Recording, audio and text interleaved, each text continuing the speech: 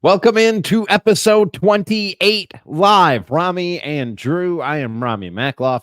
That is Drew Flaggy. We're a couple of Milwaukee comedians who like sports and other shit. And we are live with you after a Bucks victory 113-106 over Los Clippers, as I heard my guy Kevin Holden tell me on Telemundo tonight, because WMLW is not on YouTube TV, which I found out tonight. Drew Flaggy, I learned that tonight, but I also learned they are on Telemundo, and I learned that at halftime. So I was able to watch the second half, but that's not important. I can rant about that later.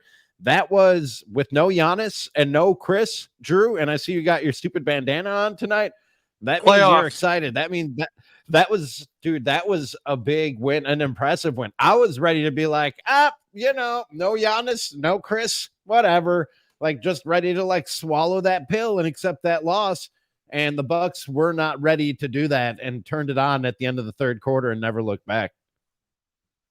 Yeah, when it was down to like 5, I'm like, all right, like I could stomach like lose by less than 10. But then it's like, okay, we do this almost every single show. They always say on TV, oh, it starts with the defense. The offense starts with the defense. Malik Beasley on defense causing absolute chaos in the fourth quarter. That was incredible. Jumping passing lanes. It sucks he got that ticky-tack foul. James Harden is the biggest foul merchant in the history of the NBA. Actually, the word foul merchant. But you know what? It's fucking Christmas with fouls for him. I gotta say, when James Harden heated up there in the second half, he was getting buckets. He wasn't just going for fouls. He was getting buckets, dude. And sometimes it looks like he's just going up for fouls, and the ball just goes in, and you're like, what the how did he just do that? That was some vintage James Harden, what we saw in the second half there. And that's when I was ready to just throw in the towel and be like, yeah, hot James Harden, no Giannis, no Khris. What are you gonna do? Take the L and fight another night. I was like, yeah, we contained Kawhi Leonard pretty well. Zubac wasn't really a menace down low too much or anything. Like I was like, all right, like I was kind of ready to just be like, okay, this one's done. And then it's just, man, the way they fought back.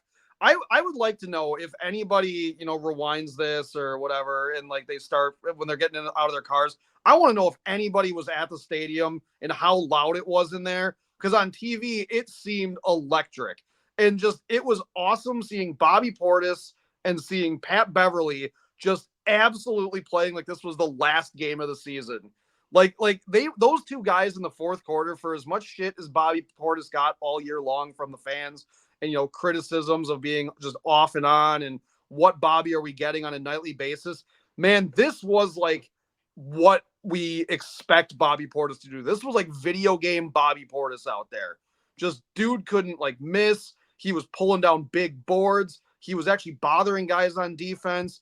He was fantastic. Bobby was great tonight.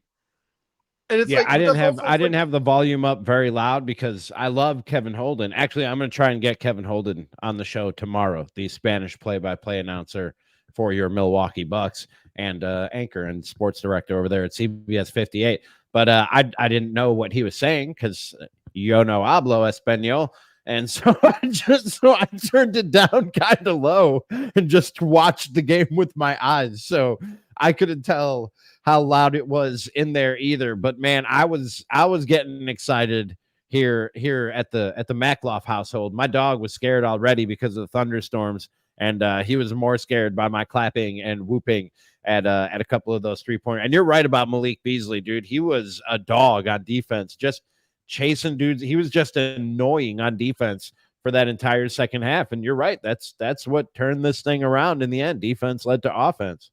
Well, I think they set a pretty good defensive tone to start the game too. Like just I tweeted that I really like, and I'm not saying I want this to be like an every night thing or this needs to be an over and over again thing. I just like the minutes that Pat Beverly and Damian Lillard play together on the floor, is just having two guards, and Dame kind of becomes more of like a shooting guard, like primary scoring option. I do really like that. I'm not saying that needs to be like a fixture of it. I'm not saying anyone goes to the bench. I'm not saying they change this up for the playoffs. I just like those little minutes where Pat Beverly and Damian Lillard are in there together. I think it's really entertaining. But early on, because you couldn't find how to watch the game or whatever, dude. I was illegally streaming it, but then I tried to cast the illegal stream to my TV, and that crashed everything, and so I couldn't get the illegal stream back up after that. I tweeted angrily. I shook my fist. I thought I was just shaking my fist at the clouds, Drew. You know what I mean? To no avail, because what are you going to do? You know, when the world is against you, what are you going to do? But a couple people told me, hey, it's on Telemundo. So I went and watched it. I watched the second half on Telemundo. Thank you.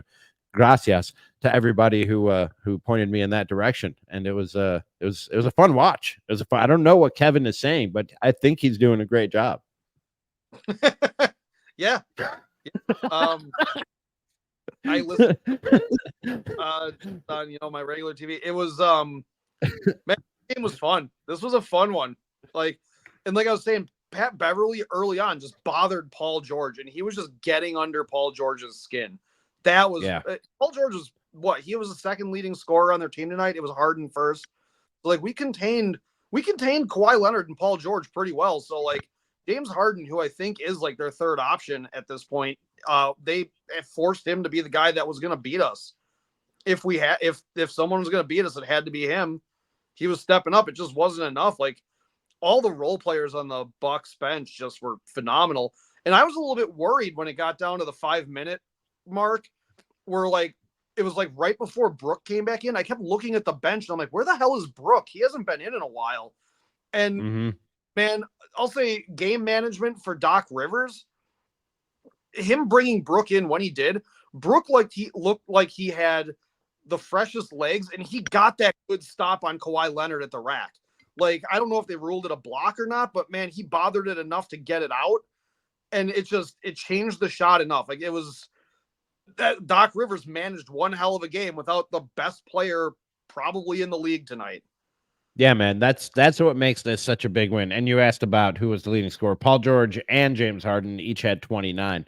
Oh, okay. So they were tied for the game high. But they held Kawhi Leonard to 16, and that was a huge block there right off the glass at the end of the game by Brook Lopez on Kawhi Leonard. And yeah, man, you have to. And I know I don't know about you, Drew. I'm more, because I'm old. I'm more like mainstream media, and I don't even consume too much of that. You're more podcast and like and alternative media. I don't know about you. I haven't seen a lot of flowers being thrown at Doc Rivers on this post All-Star game break that the Bucks have been on since the All-Star game, because the defense, and I know like they didn't hold them under 100. They were on a streak of holding teams under 100. But man, without Giannis and against this Clippers team, I'm on a curve of grading the defense. This is among the better performances I think that they've had to hold that team to 106 and get the win without Giannis and without Khris out there. Doc Rivers deserves a lot of credit right now, and I haven't seen it, like I said, on the ESPNs or other places where I go for my sports talk. I don't know if you've seen it anywhere, but man. And I'm not going to put up the funny graphic again, Drew, but the defense, I think, is for real under Doc Rivers. Without Giannis being out there, so that's one of those things where you were missing one of the two guys who have the lowest field goal percentage against on our team. So, if you're looking at two guys that would be candidates for our defensive players of the year, it would be Giannis and Brook. So you were missing a big guy down low to also bother shots and be another potential shot blocker. So you had to get defense out of smaller guys.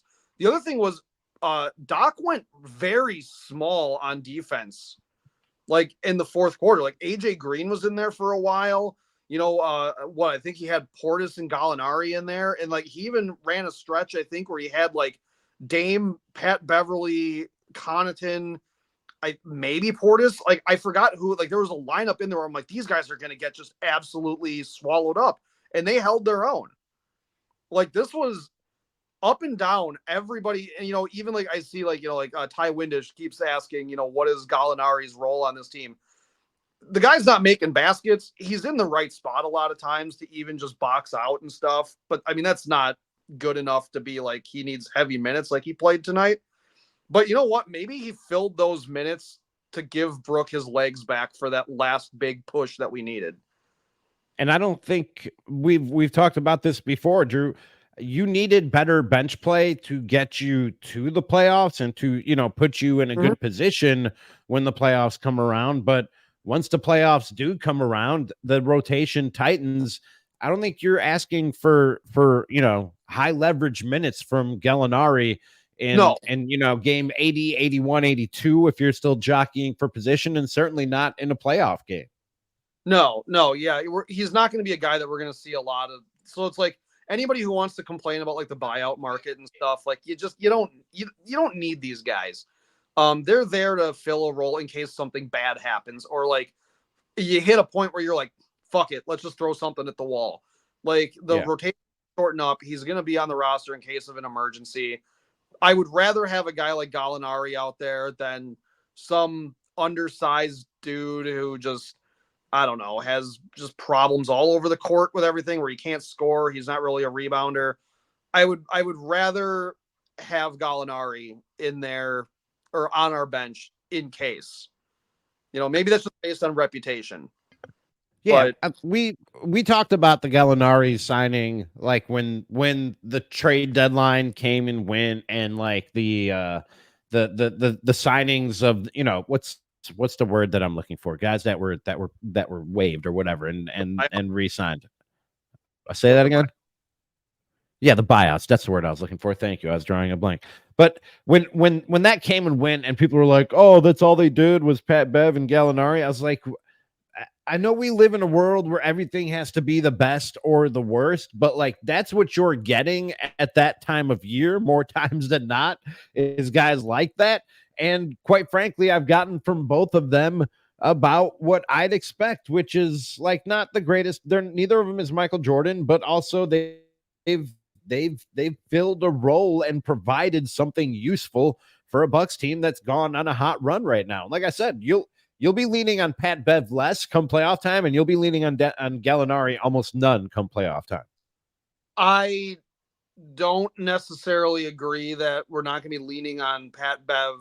We're not going to be leaning on him offensively. But, man, when he gets in that game, he's like another Bobby Portis. You know how Giannis said that Dame is is just like Giannis, but a smaller version of him? Pat Bev is a smaller version of Bobby Portis. Like that, it's just those guys, the energy they played with and everything. I think that Pat Beverly was absolutely the blood transfusion this team needed to wake it up. He was, whatever you want to call it. If you want to call it, I agree. Like an injection of personality, a veteran presence. If you want to call him a fucking liquid IV or something, I don't care. Whatever woke this team up, whatever got them off the mat and made them kind of have more of an identity, and maybe to take the PJ Tucker thing and say maybe it'll let these guys realize that there are dogs on this team. Pat Beverly absolutely is doing that for them. He has quickly become one of my favorites. The way he, and I said this after the who was it against after the Timberwolves game when he got under Wolves fan skin with his tweet about their head coach. The way the Bulls reacted to Pat Bev in that game over the weekend was, again, on full display. Pat Bev being one of those guys who you love when they're on your team, but you absolutely can't stand when you're playing against them. And I love having that type of dude on the team. And I said when they made the trade, I said he brings more than just whatever you see in a box score, or maybe even if you're like a basketball nerd and you watch tape to see, he brings more than just that. He brings some of those intangibles, and like you said, an injection of some energy and some personality and some dog to this team that I don't know that they had before. Yeah, he's been an absolute pleasure to watch. He's fantastic. Yep, exactly. Jim Van Vonderen says Pat Bev is a talker, needed a talker. Doc said Bucks didn't talk enough. And yeah, man, you need a little crazy. I don't care what sport it is, you need a little bit of crazy on out there on your team. Yeah, he's great. He's fantastic. He's I mean, man, like I said, I started listening to his podcast now, like because of dude, he's awesome. I like the insight and like the attitude he brings to it, and I kind of like his perspective on the game and stuff. It's really good. You said something about, is Doc getting his flowers at all for like changing and turning this team around? Yeah. Bucks are starting to get talked about on some of these podcasts. Actually, Nathan Marzion got mentioned by Tommy Alter on JJ Redick's podcast for talking about Brooke Lopez's defensive numbers. The dunk spot, those guys, Nekias Duncan and Steve Jones, they talked about the Bucks and how we were starting to wake up after the All-Star break and everything. And they talked about him, I think, late last week. And then sure as shit, now JJ Redick wants to talk about this team. And it's, the Celtics have separated themselves from the whatever. But actually, I did see a tweet quoting JJ Redick after his comments about Doc Rivers last week, giving Doc some credit about he was saying, you got to give him credit for the defensive turnaround. And he said he's confident that he'll get this offense clicking and get the most out of it that's to get out of it once everyone is healthy and out there on the court. So, and you and I both said, like, we went kind of hard on Redick for those comments that he made about Doc and just being part of the circus that national NBA talk can be. But we both also, we cushioned that with saying, like, he's normally not part of that. He's normally one of the guys pushing back against it. And he can be, for lack of a better term, fair and balanced and objective. And so I do have to say that was the one guy sort of in the mainstream that I heard saying that Doc deserves some credit and deserves a little bit of confidence for what's going to happen down the stretch here. Real quick, I have the highlights playing on my TV right now from this. I didn't realize, because I didn't look at the box score because I was so into it. Bobby Portis was 12 of 18 from the floor tonight with 16 boards. Damn. Yeah. That's what you need, man. That's incredible. We talked a lot about this bench when things weren't going well and how that needed to change. And that had to start with Bobby and Pat Connaughton to a degree too. But Bobby's, I mean, that's your sixth man. Say that again. Yeah, Connaughton played well tonight. It looks like Jay Crowder might have gotten hurt though, because Zubac fell on his knee or something. Yeah, I saw that. There was what was it that I also saw? Early in the game, a lot of people were talking about Malik Beasley's missed shots and stuff like that. They didn't really. Beasley wasn't able to get open a lot. Like, it's not like he was missing open shots. Like I think the 6 shots he missed in the first half, they were all contested. Like, the first shot he took was late in the shot clock, and they chased him off the perimeter, and they got another guy to step up on him, and he kind of took a goofy leaning jump shot. It's just the Clippers played really well without Giannis and Middleton out there to just be like, okay, now who's going to kill us from the 3-point line? And it was going to be, if it's not Dame, it was going to be Malik Beasley, and they just didn't give him anything to work with all night. The way the Clippers, this is going to sound funny, the way the Clippers played defense against Malik Beasley tonight, it was very reminiscent of how the Denver Nuggets, when we were in Denver, played against Dame and Khris. It just took away every good shot from them. But they were giving him a lot of attention. The first 3 that Malik Beasley hit was huge. He hit it in a huge moment.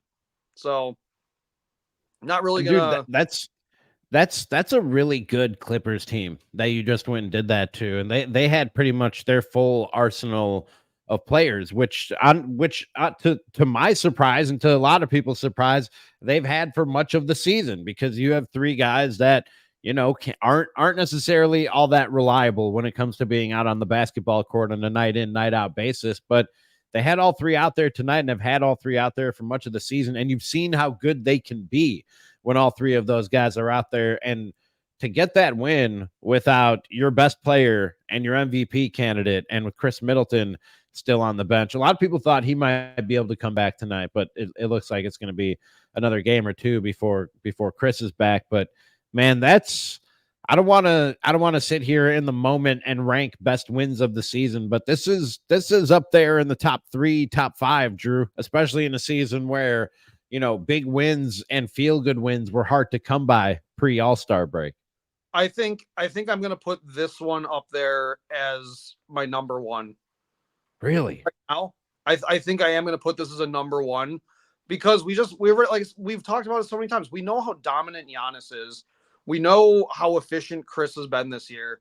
And to do this basically short 2 All-Stars against a 2-time finals MVP, to do this against Paul George, who has had an incredible career, James Harden, who whenever he gets to a new team, the first season's, pretty damn good, but then, he's in LA, he's going to find the strip clubs eventually, he's going to go out, he's going to, girls are going to play with his beard, and he's going to be all, he's going to start whining next year when they don't win the championship this year.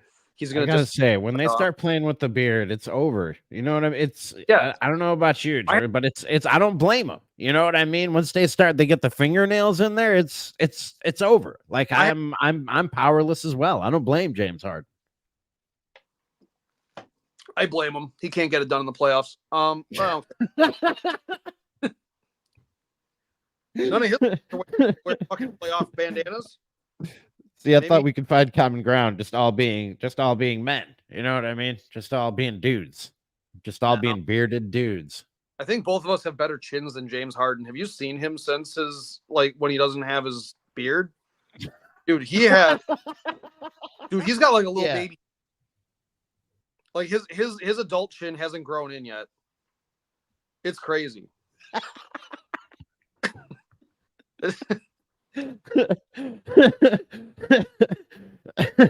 Yeah, the beard was a good choice for him. I said this a couple of weeks ago when pictures of a made over Matt Eberflus, Bears head coach, surfaced in their press conferences before the scouting combine, and he grew in a beard, and I was like, it's like like a short beard that's like really lined up, like really tight, and I was like, I've seen that before. As a matter of fact, I do that. That's where you line up the beard in a way to create the appearance of a jawline where there is not one.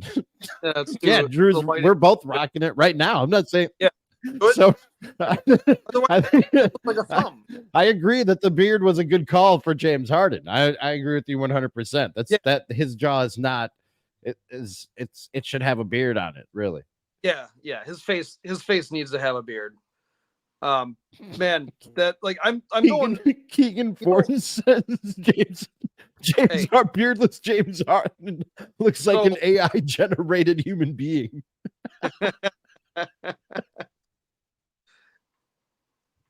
It's like one of those. It's like one of those security things to prove that you're not an AI. Where they just take a picture of his face and the line cuts off right here, and it's like, okay, now click on all the parts of the picture, every square that has face in it, and there's just his tiny little weird chin that's not. And you're like, do I click at the one lower? And you're like, fuck, it said I'm a robot. It's. you gotta call the bank and reset your password, and you're like, I didn't know how long James Harden's face is supposed to be without the beard. But man, can I do the one that's like, hey, show me where all the stoplights are? Can I just do that one? I'm good at that one. I'm never sure with that one. Am I supposed to just click on the part that has the lights or the whole infrastructure? You know what I mean? Because there's a thing that comes across and the post. Am I supposed to just click the boxes that have the lights? Nobody cares about this, but that's always my dilemma when I'm doing the old robot test. I do, but I said this earlier, man. Weird, weak chin and all. When he gets going, he is scary, dude. When he gets going, and you're right. It's a ticking time bomb. It's short shelf life. He has a shelf life of a bunch of bananas. You know what I mean? In any given location that he's at. But when James Harden is going, God, dude, he struck some fear in me there in the second half. Where I was I said, I was just like, okay, this is over. You have no Giannis, no Khris, and this James Harden showed up tonight. Right. It's a wrap. Let's get ready for the post game show. Yeah. Well, and that's that. I actually joined into this thing. I clicked on the link before we, when it was going back and forth between us being down by 3 and 5. So I was already sitting in the backstage thing here waiting for you to get on because I'm like, yeah, this is fucking over. And then like the more and more it happened, I'm like, oh, don't come in. And I'm sitting here, I'm like, yeah, like that, like over and over again. Like I was clapping in my house, dude. Like my neighbors are probably like, what the fuck was going on in there? But and not only did they come back and win that game, they took control of the game and like pulled away, put the foot on the throat of the Clippers. And again, not to harp on the issue, but without Giannis and without Khris Middleton, they ended up. I mean, they had. I ran upstairs. I was watching it down in the living room, and I ran upstairs to my little office here where I do the podcast. They were up 11 with 28 seconds left. I'm not sure exactly what happened. Probably some free throws or like a random 3-pointer, but they had control of the game. They ended up winning it by 7. It's weird to say, Drew, because I know they were down most of the game. I don't think the final score was as close as maybe what actually transpired on the court there in the fourth quarter. Like they absolutely took control of that basketball game there at the end. I think they showed it. It was 3 minutes and 32 seconds. They held the Clippers without a basket towards the end of the game. That was like right when Brooke got into the game. And then I think Norman Powell hit like a shot. Yeah. And that was it. But yeah, it was like a 13-0 run. So it was fantastic. Like it came at the right time of the game. And it's just the Clippers didn't have enough time to come back and win it. That was, yeah, I'm gonna still say I think that it might be as a team win, the best win of the season. Like, yeah, we got the Giannis setting the franchise record against the Pacers. That was a cool game. I might be a little bit biased on that one because I was at that. And then Tyrese Halliburton won, I think, 6 championships in that series. But Giannis got his game ball out of their locker room, those dumb bitches. So that was pretty cool. I actually really, this isn't like the most glamorous win, but I really like the Timberwolves win. I thought that was great. That was a good one. That was a good one. That was a good one right out of the, especially with the whole Shaq telling Dame, what needs to happen on the team and being the first game on the road after the All-Star game. That was a great win, I think. Obviously beating the ever-living shit out of the Celtics so bad that they sat all their players. Did Golden State sit all their players coming out of the half? No. They didn't. Did Steph Curry put a towel on his head? Do they think maybe something of a respectable comeback? That's weird. No, they kept playing. Yeah, that is weird. That is pretty weird. And they didn't turn that off. They let the Celtics. They just really let the Celtics. No, they let them go ahead and continue that ass whooping on national TV. Wow, yeah, everyone got to see. They forced everyone to watch that or just change the channel. They're like, fuck it. Jim Van Vonderen. Am I getting that right? Van Vonderen? Yeah, I'm getting that right. Says it was a stay close game until the fourth quarter. Then they played great defense in the fourth. AJ Green was big. Yeah, man. He did it again, and I think he's pretty solidly locked up a role for this Bucks team off the bench as what I would say like the 8th, 9th guy off the bench. Maybe yeah, I would say probably 9th guy for this basketball team, which in a playoff series you might have to go 9 deep. And man, he's hit some big shots, played some good defense. Derry Bird has solidified himself as a piece of this team moving forward, at least for the rest of this season. Yeah, I mean, I think he probably, especially with the defensive effort, if he could get a little bit better with ball handling, I think, and maybe convert himself into maybe more of a Pat Connaughton role, where he could maybe be a backup point guard for a little bit, maybe like small stretches. Like I'm talking next year or something. That would be a super affordable piece to keep around on the team. I think of all the rookies or the young guys, sorry, not rookies, but like the young guys between Andre Jackson and MarJon. I know it seems like a lot of people really want MarJon to be the guy. I don't think it's going to be MarJon. I think that AJ Green has absolutely taken that spot from both of them. Andre Jackson will probably be somebody that'll turn into something also down the road, maybe next year defensively. Maybe he picks up a lot of things from Pat Beverly because Pat Bev has said on his podcast a couple times that like he really likes Andre Jackson.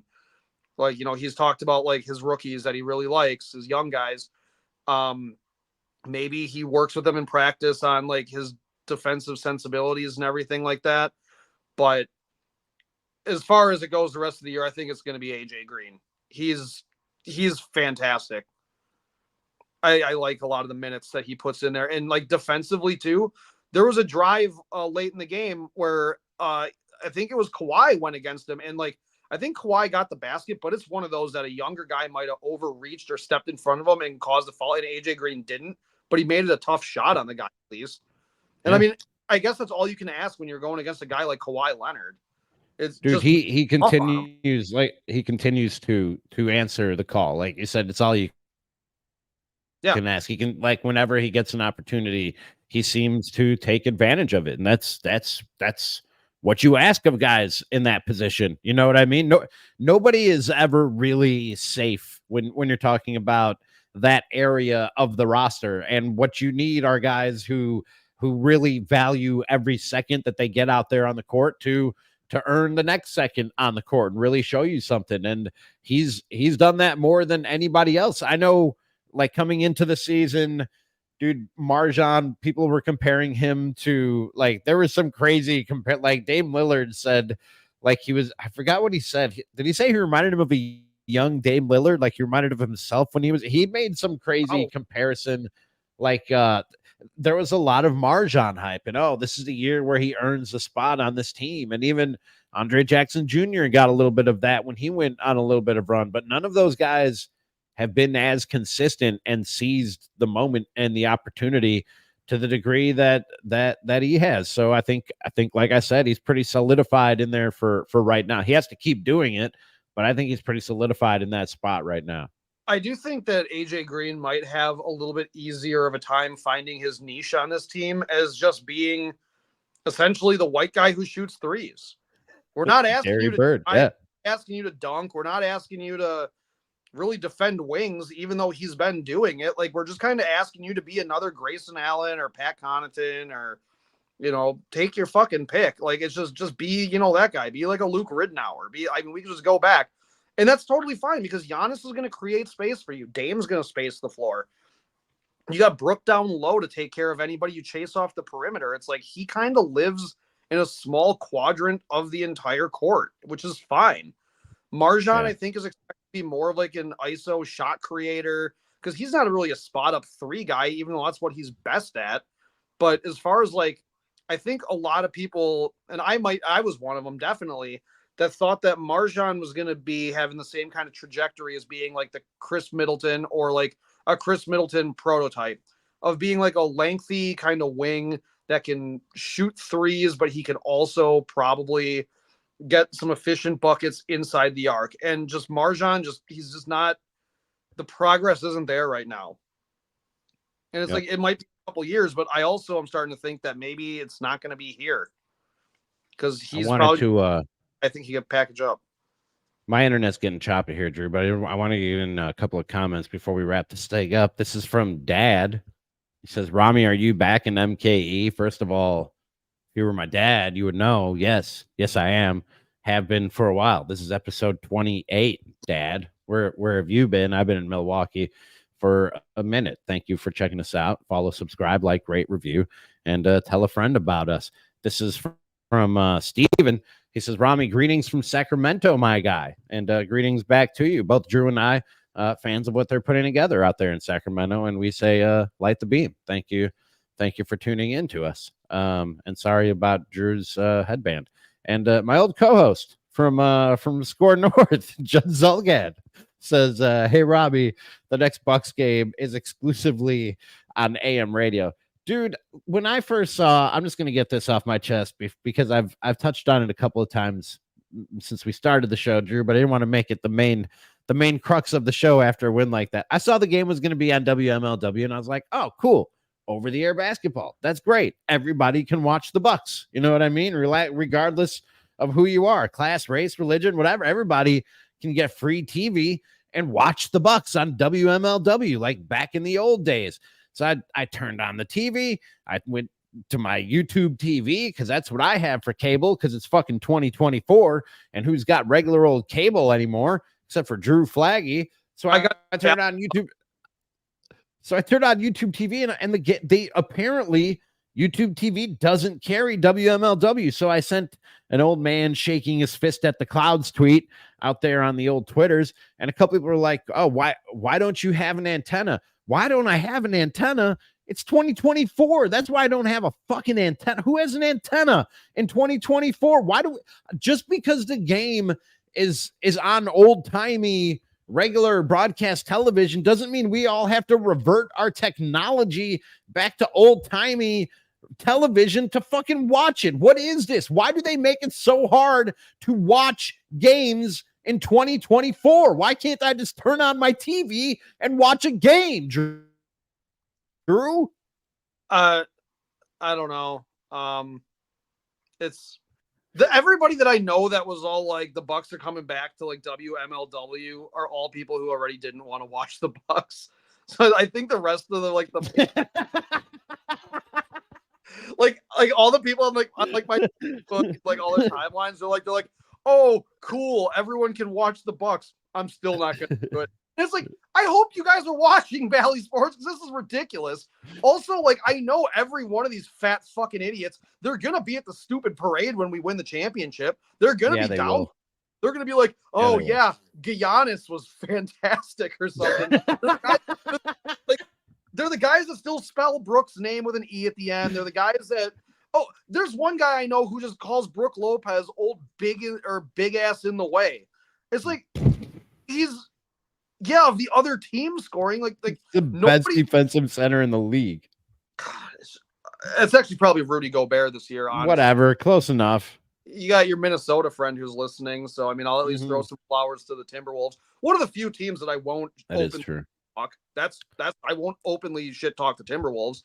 I like love a lot you, of Judd. Miss you. Yeah. Like, and also you got your buddy from Sacramento. I don't openly shit talk them either. Like, I like Sacramento. I think they're fun. Yeah, we like Sacramento. We like both those teams. We're fans of both. See, I'm not just some sellout who roots for whatever market I move to. I just happened to move to markets that had good, easy to root for basketball teams. All right. Yeah. And fun to join fan bases. Okay. And I still root for them, and I never stopped loving the Bucks. Everybody's like, oh, Ramie just goes wherever the money is. Yeah, I go where the money, but that doesn't mean that my heart still isn't in the game. You know what I mean? I would have honestly gotta go where the money is, but you know. I would have been really concerned about you if you went to like New York and became a Knicks fan. That would have been concerning. Like if you went to Boston and you were all like whatever they say over there, I think it's probably racist, honestly. I don't know what they say with the Celtics. Like you start using words that you shouldn't use. And then that's their fans though. You know, they got that big dope in the middle of their thing. What's his name? Fat or something. All right. And then they like, or it's like you go to like LA, you become like a Lakers fan. That's just probably true. What? You said what?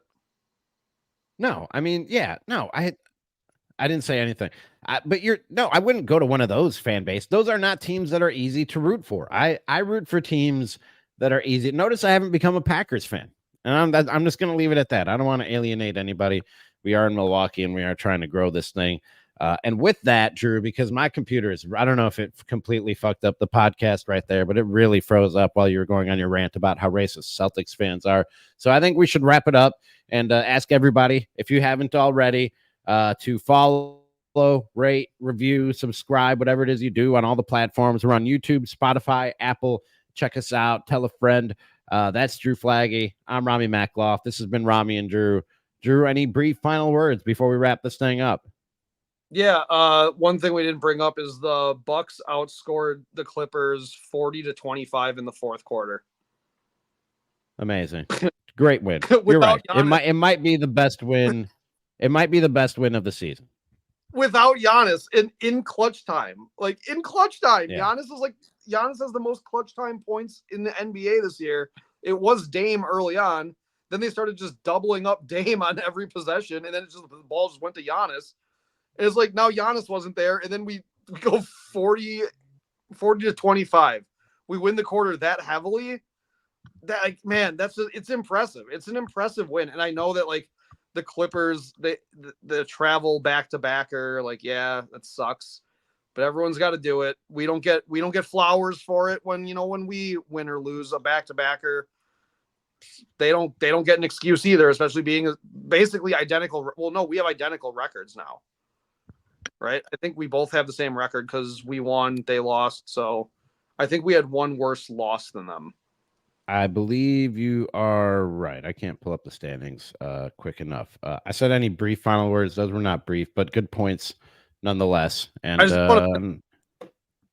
and I appreciate you. And we will talk again tomorrow. Like I said, I'm going to attempt. I don't mean to put him on the spot by just saying this on the air. This is unprofessional of me. I'm going to attempt Kevin Holden of CBS 58 and Spanish voice of the Bucks, the Brewers, the Packers, all of it. So we're going to try and catch up with him, my old buddy, on the show tomorrow on episode 29 of Ramie and Drew. This has been episode 28 live after a big Bucks win, maybe biggest of the season. We'll talk to you next time, and we thank you for checking us out.